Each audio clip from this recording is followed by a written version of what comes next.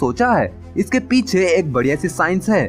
बिजली के तारों में बहुत से इलेक्ट्रॉन्स आगे की तरफ बढ़ते हैं और ये इलेक्ट्रॉन्स हमारे घरों में बिजली के फॉर्म में पहुंचते हैं। आपने साइंस में पढ़ा होगा कि इलेक्ट्रॉन्स को आगे बढ़ने के लिए सर्किट का पूरा होना जरूरी है और ये इलेक्ट्रॉन्स हमेशा आसान रास्ता ही चुनते हैं। जब कोई पंछी किसी तार पर बैठता है तो सर्किट पूरा नहीं होता, क्योंकि वो किसी दूसरे तार या किसी और चीज के कांटेक्ट में नहीं होता और इसीलिए उसे झटका नहीं लगता। अगर कोई इंसान भी किसी तार को पकड़ ले या उसमें बैठ जाए तो उसे भी झटका नहीं लगेगा, जब तक वो किसी दूसरे तार, जमीन या किसी और चीज के कांटेक्ट में नहीं आता। पर आप ऐसी गलती मत करना। तो वीडियो पसंद आए तो चैनल को लाइक और सब्सक्राइब जरूर करें।